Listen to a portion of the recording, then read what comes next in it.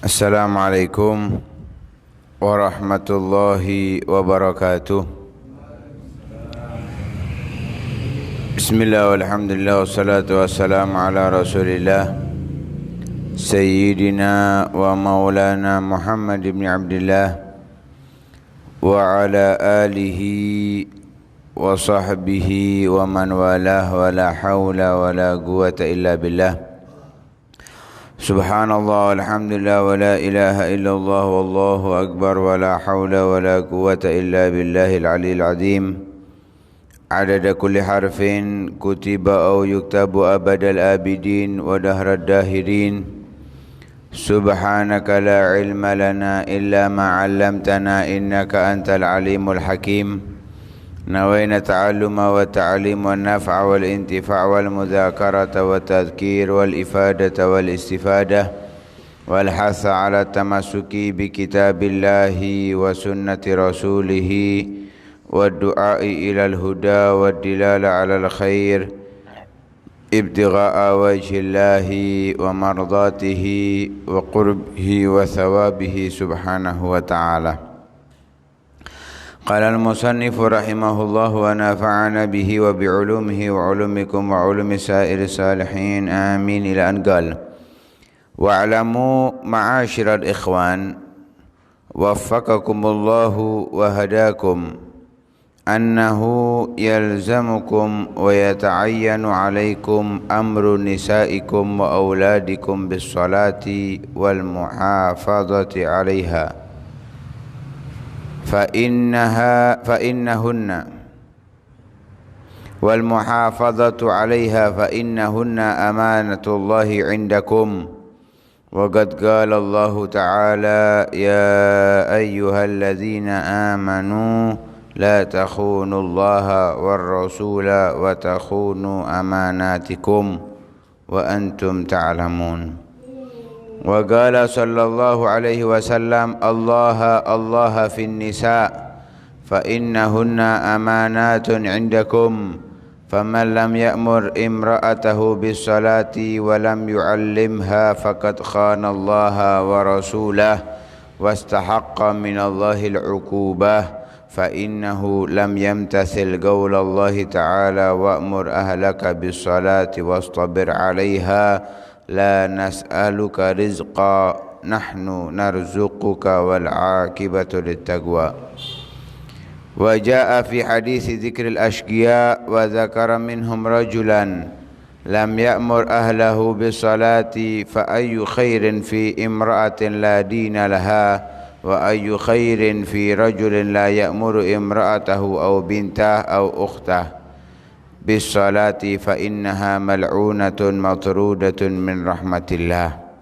وإذا ما أطاعت زوجها فليفارقها فإنها عدوة الله ورسوله وعلى وليها أن يساعد زوجها وإلا دخل النار واستحق سخط الله وأليم عذابه.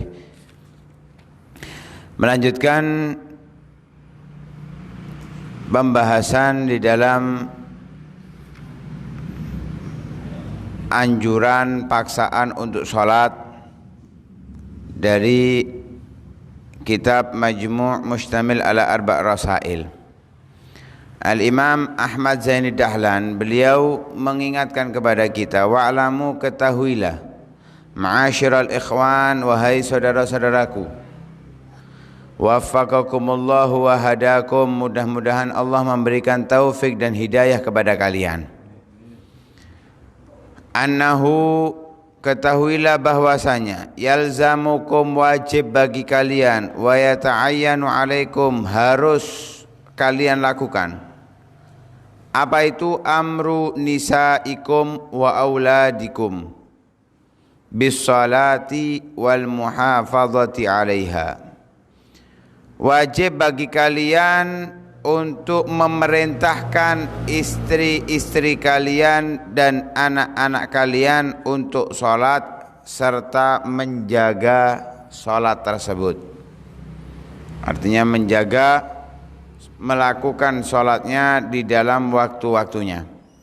Wajib bagi seorang suami atau seorang ayah untuk memerintahkan istri dan anaknya sholat setiap saatnya. Tentunya anak yang diperintahkan anak yang masih dalam tanggung jawabnya, belum balik atau sudah balik tapi dia masih dalam tanggungan dia karena diperintahkan untuk menuntut ilmu dan yang lain sebagainya. Tinggal bersamanya, bukan yang sudah hidup mandiri. Kalau yang hidup mandiri lepas kewajiban orang tua, tapi yang masih di dalam tanggungannya seperti istri dan anak-anak yang masih kecil yang sudah tamyiz. Karena Nabi SAW memerintahkan untuk kita muru auladakum bis salati wa hum abna sab'in. Perintahkan anak-anak kalian untuk salat ketika mereka berusia 7 tahun. Wadribu 'alaiha wa hum abna 10. Pukul kalau mereka meninggalkan salat, mereka dalam keadaan usia 10 tahun. Belum balik, usia 10 tahun wajib untuk memukul kalau mereka enggak sholat. Namun pukulan yang hanya tujuannya untuk menakut-nakutkan atau memberikan rasa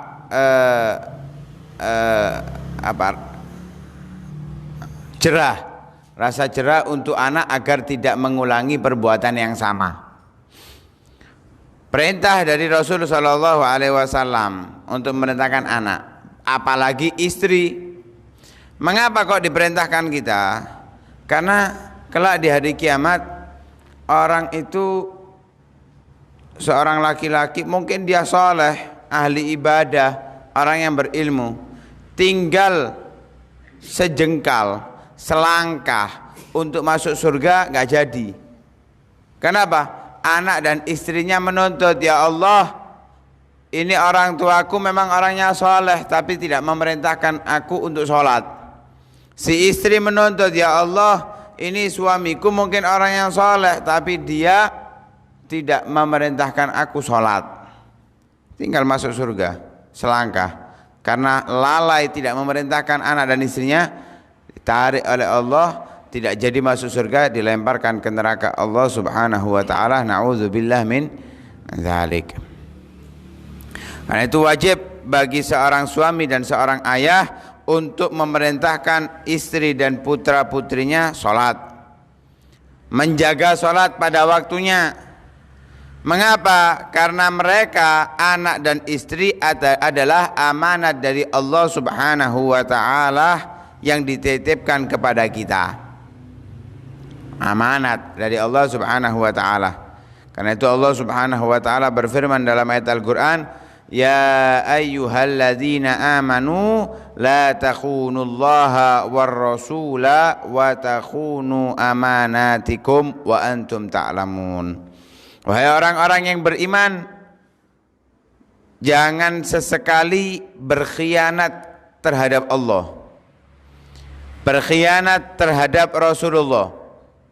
Ini ayat ini turun karena ada satu sahabat yang pernah berkhianat kepada Allah Subhanahu wa taala dan berkhianat kepada Nabi Muhammad. Ketika Nabi Muhammad memboikot orang-orang Yahudi dari satu tempat. Ini ada satu sahabat, kalau nggak salah namanya Abu Lubabah. Itu berkhianat sampai ketika sudah berkhianat dia sadar, memiliki rasa takut yang sangat tinggi, hingga dia berjanji pada dirinya nggak akan minum, nggak akan makan sampai Allah menerima taubatnya. Dan Rasulullah mengatakan kalau dia nggak datang kepadaku nggak akan aku maafkan sampai Allah menerima taubatnya, kata Rasulullah. Akhirnya diterima oleh Allah Subhanahu wa taala taubatnya. Ketika diterima taubatnya oleh Allah, dikabarkan oleh Rasulullah sallallahu alaihi wasallam, katanya Abu Lubabah, aku enggak akan melepaskan diriku, artinya tetap seperti ini sebelum Rasulullah yang melepaskannya. Rasulullah datang yang melepaskan sendiri Abu Lubabah karena sudah diterima taubatnya oleh Allah Subhanahu wa taala. Lah ayat ini menjelaskan la takhunullaha war rasulah. Jangan pernah berkhianat kepada Allah dan Rasulnya. Wa takhunu amanatikum, dan jangan juga kalian berkhianat terhadap amanat-amanat yang kalian dapatkan dari Allah. Banyak amanat yang kita dapatkan dari Allah Subhanahu wa taala, dari harta, istri, anak, kemudian jabatan, itu semua amanat dari Allah Subhanahu wa taala.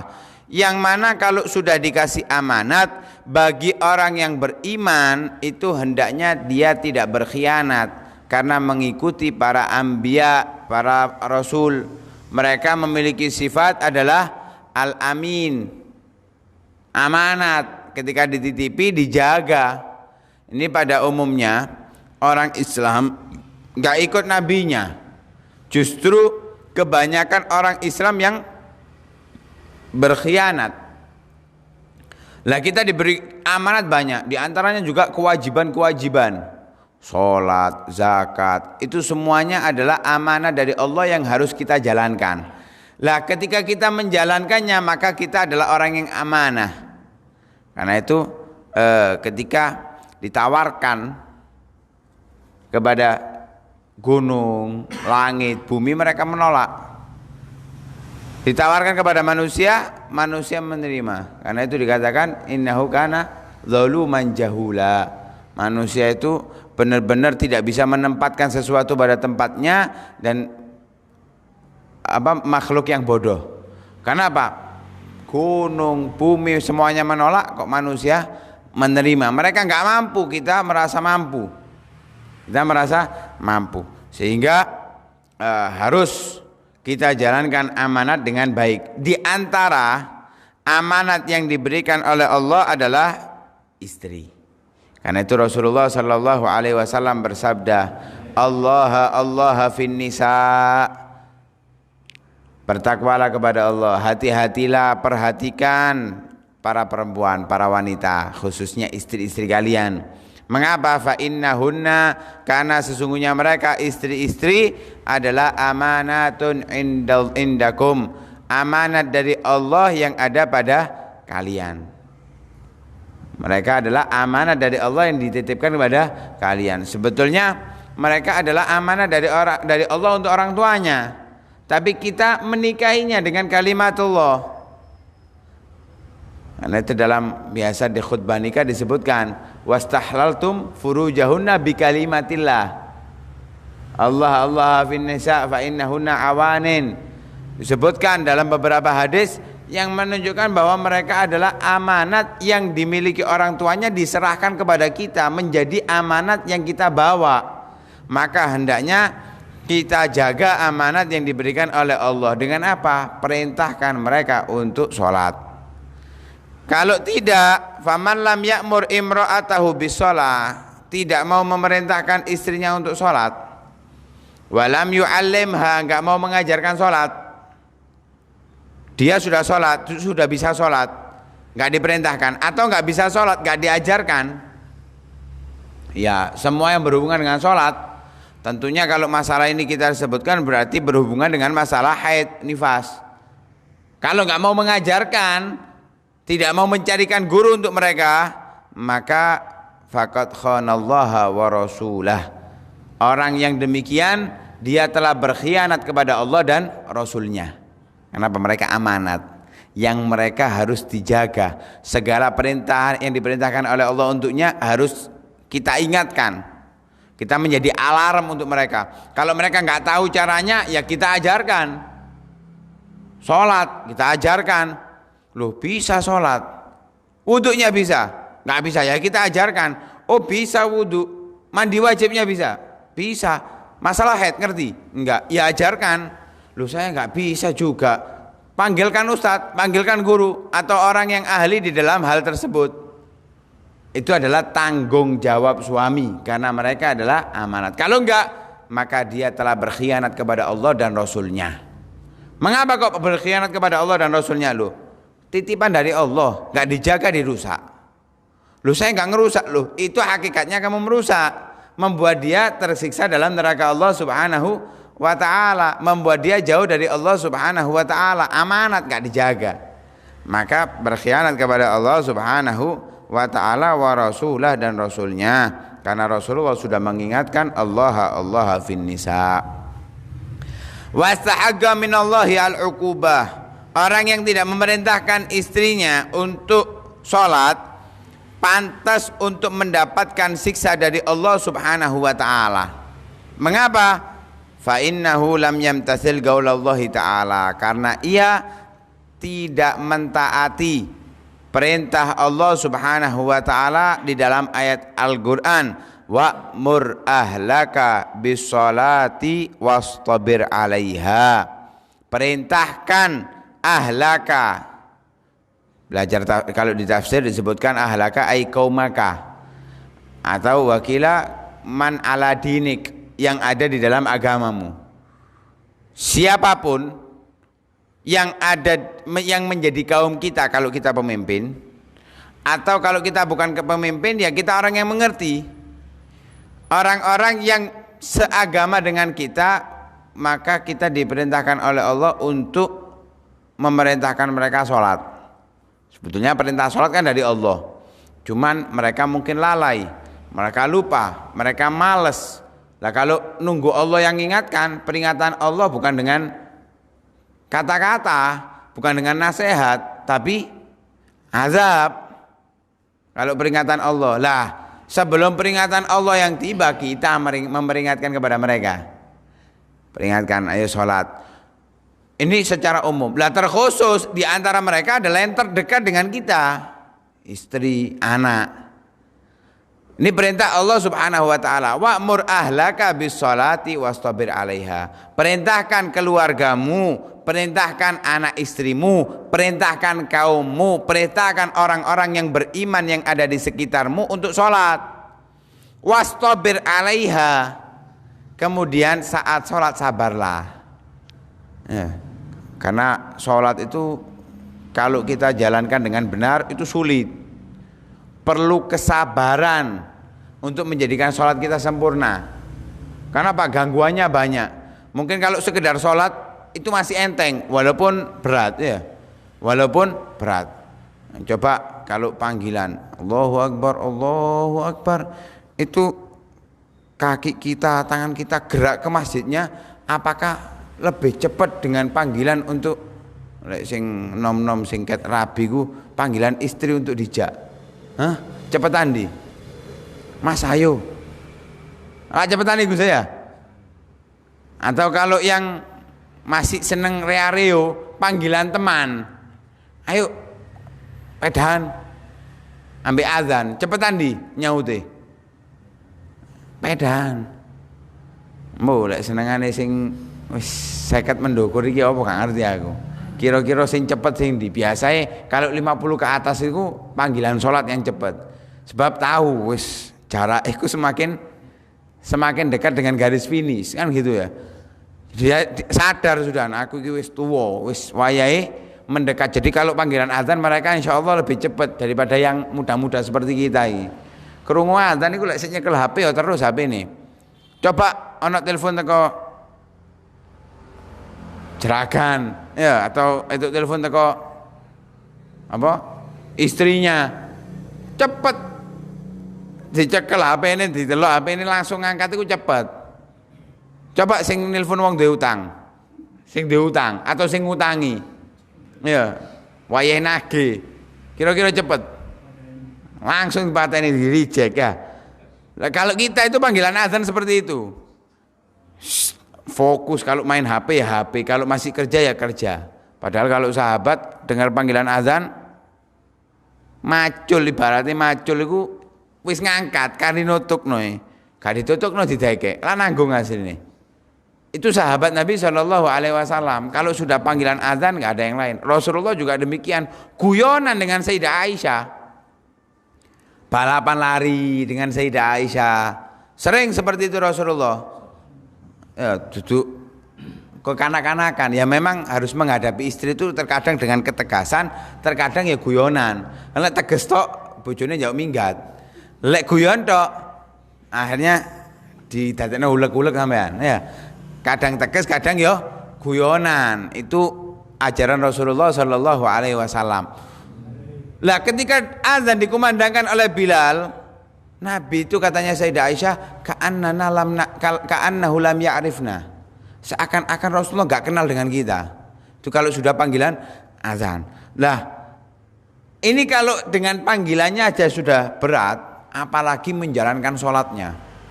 Bayangkan, sholat itu kalau kita hanya sekedar ketika sholat Bismillahirrahmanirrahim, hati kita sadar, itu belum khusyuk. Itu masih hudur. Mungkin kita menyangka itu sudah masuk dalam khusyuk. Oh, khusyuk itu sing pas sholat Bismillahirrahmanirrahim, sekarang rukuk baca doa ini dia tahu, itu khusyuk. Itu belum khusyuk, itu masih hudur. Yang hudur ini loh angel temen angel, gak gampang. Sebab apa? Apa maneh wong sing jaga tuku iku engko nang ono wong teko nggo. Ya, angel temen wis. Sulit, hudur itu sulit. Makanya banyak orang ketika sholat yang dipikirkan di luar. Apalagi khusyuk. Khusyuk itu tahu makna yang dibaca dan dia meresapinya. Merasakan arti yang ada. Sehingga kalau itu misalkan membaca ayat Al-Quran yang menceritakan tentang azab, dia benar-benar merasa seperti diazab oleh Allah Subhanahu wa Ta'ala. Sampai di antara mereka menangis, berkeringat, panas. Seperti Sayyidina Ali Zainal Abidin atau Sayyidina Husain ketika sholat rumahnya kebakaran. Gak kerasa, kenapa? Yang dibaca ayat azab, sehingga gak sadar dengan azab yang ada di dunia. Yang diingat adalah azab di akhirat. Oh, itu mereka benar-benar khusyuk di dalam sholat, berat. Kalau baca ayat nikmah, benar, ayat mendapatkan rahmat atau surga, itu benar-benar semeringa. Kadang kita baca Al-Quran ayat azab guyonan, ambek guyang-guyu, pemana delok koncone turu ambek ya. Padahal yang dibaca adalah ayat azab yang harusnya menangis. Ini di luar sholat gak iso khusyuk maca Qur'ane. Daniyo nek sholat, karena kadang-kadang itu kita kalau kehilangan barang, ya sholat udur aja tidak, karena itu berat. Harus sabar, latihan, hudurnya jangan langsung noto kabeh, gak kuat, pelan-pelan. Hudur di Al-Fatihahnya dulu. Pertama takbirnya, setelah itu di Al-Fatihahnya, setelah itu di suratnya, kemudian di rukuknya, ditingkatkan hari demi hari. Harus sabar, meningkat sedikit demi sedikit, hari demi hari, sampai bisa hudur lengkap. Coba dikhusyui, gak usah kabeh, khusyuk hanya di Al-Fatihah saja misalkan. Ditingkatkan hari demi hari baru bisa khusyuk. Lah kalau sudah khusyuk termasuk orang yang beruntung, qad aflahal mu'minun alladzina hum fi salatihim khashi'un. Harus sabar. La nas'aluka rizqa. Kami enggak butuh rizki dari kalian. Katanya Allah, aku enggak meminta rizki. Dalam tafsir pengertian la nas'aluka rizqa, la nukallifuka antarzuqa ahadan min khalqina. Aku enggak butuh kamu, aku enggak memaksa kamu untuk memberikan rezeki kepada seseorang dari makhlukku. Bahkan untuk dirimu sendiri aku enggak memaksa dirimu. Jadi enggak perlu nyari-nyari rezeki terus, kerja terus, enggak. Kamu hanya cukup berusaha, cukup. Nahnu narzukuk, aku yang akan memberikan rezeki. Untuk dirimu sendiri loh, kamu jangan susah-susah. Aku yang akan memberikan. Enggak usah bingung. Nahnu narzukuk, aku yang akan memberikan rezeki padamu atau kepada makhluk-makhluk yang lain. Wal aqibatu littaqwa. Maka hasil yang baik, penutup usia atau kelak di hari kiamat yang nikmat itu diberikan oleh Allah kepada orang-orang yang bertakwa. Maka kalau orang yang sholat, memerintahkan keluarganya sholat, itu dikategorikan oleh Allah Subhanahu wa Ta'ala, dan sabar saat sholat untuk khusyuk dan yang lain sebagainya, itu dikategorikan oleh Allah untuk menjadi orang yang bertakwa, maka tempatnya orang bertakwa adalah kenikmatan. Sebaliknya, yang tidak memerintahkan keluarganya, istrinya, kaumnya untuk sholat, tidak sabar saat menjalankan sholat, maka tidak digolongkan oleh Allah untuk menjadi orang-orang bertakwa, tapi digolongkan orang-orang yang jauh dari rahmatnya Allah Subhanahu wa taala. Sebagaimana disebutkan di dalam hadis yang menyebutkan tentang orang-orang yang celaka kelak di hari kiamat. Disebutkan oleh Rasulullah di antara mereka adalah rajulan lam ya'mur ahlahu bis-shalah. Seorang laki-laki yang tidak memerintahkan keluarganya untuk sholat. Ini termasuk yang disebutkan oleh Rasulullah menjadi orang yang celaka kelak di hari kiamat. Fa ayyu khairin fi imra'atin la dinalaha, maka kebaikan apa yang akan dimiliki oleh seorang wanita yang tidak ada agamanya sama sekali, tidak ada ibadahnya sama sekali. Mengapa kok dikatakan la dinalaha, enggak ada agamanya? Karena sholat itu di dalam agama seperti kedudukannya kepala di dalam jasadnya manusia. Kalau orang enggak sholat, maka seperti manusia tidak berkepala, hidup nggak mungkin. Agama nggak ada sholat, bukan agama. Agama bukan tidak ada sholat, maka tidak ada agama. Perempuan yang tidak mau sholat, maka perempuan yang tidak memiliki agama. Wa ayyu khairin fi rajulin la ya'mur imra'atahu aw bintahu aw ukhtahu bisalah. Tidak ada kebaikan apa yang dimiliki oleh seorang laki-laki yang tidak memerintahkan perempuannya, istrinya, putrinya atau saudarinya untuk sholat. Tidak ada kebaikan sama sekali bagi mereka. Mengapa? Fa innaha mal'unatun matrudatun min rahmatillah. Perempuan yang tidak sholat adalah perempuan yang mendapatkan laknatnya Allah, diusir dari rahmatnya Allah Subhanahu wa ta'ala, diusir dari surganya Allah Subhanahu wa ta'ala. Lah perempuan, orang laki-laki yang tidak memerintahkannya berarti sama, mendapatkan laknatnya Allah, mendapatkan diusir oleh Allah dari rahmatnya Allah, dari surganya Allah Subhanahu wa ta'ala.